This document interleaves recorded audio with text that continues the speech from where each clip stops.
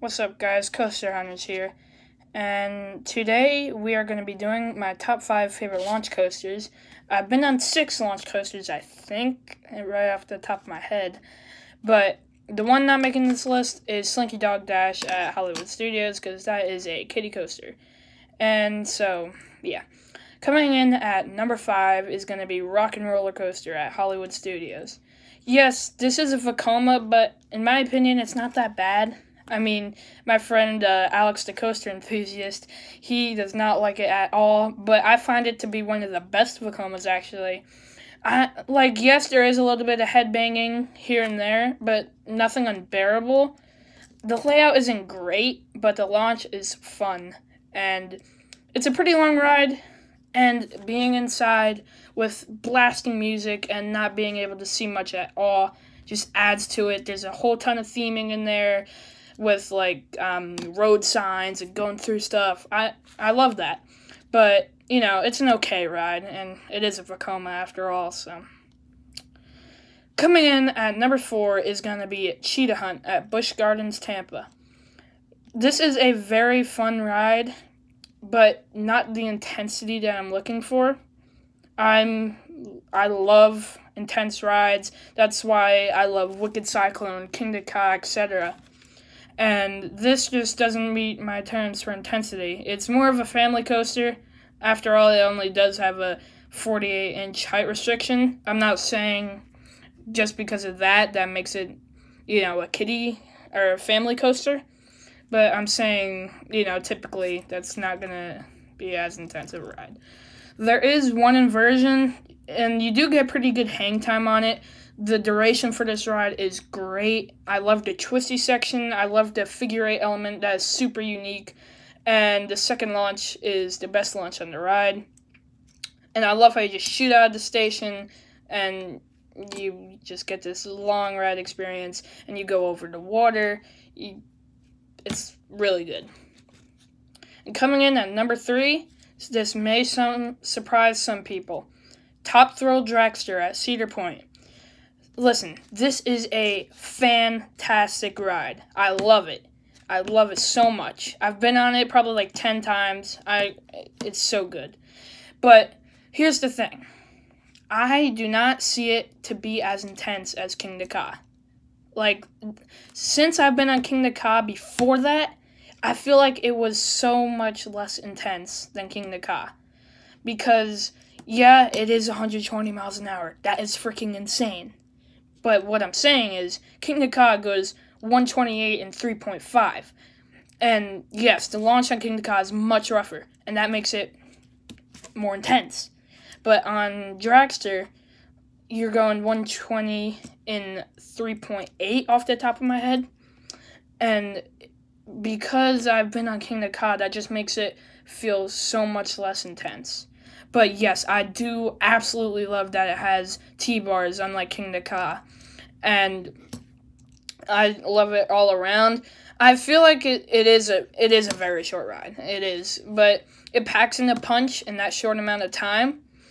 And I love the drag racing theme. I love the station music. I love pretty much everything about it. And I kind of find it bullcrap that apparently Top Thrill Dragster is a longer ride than King Ka when you just end with straight track and you don't even have an airtime hill. And King Ka is taller than it. And I just find it stupid because I feel like they're counting it past the brakes. I time a coaster from when it leaves the lift hill until it hits the brakes. But King Ka and, Top Thrill Dragster obviously don't have a lift hill. So I just count it from when the launch starts. So yeah, Top Thrill Dragster at Cedar Point. And my number 2 launch coaster is going to be King Ka at Six Flags Great Adventure. And this ride does not deserve all the hate that it gets. They say, oh, it's just a copy of Top Thrill Dragster. The launch is too rough. It gives you a headache. No. If you're not a freaking pussy and you learn how to deal with stuff like that, not every coaster is going to be perfectly smooth. This ride goes from 128 miles per hour in 3.5 seconds, and apparently that's not a good ride. It goes 456 feet into the air. Okay, it's a little shaky. So what? Deal with it. If you don't want that ride, wait the extra 10 minutes for the front row. Like, it's so stupid how much hate this gets, and no one gives this ride respect for, like, how much Intamin went through to get this ride up and running.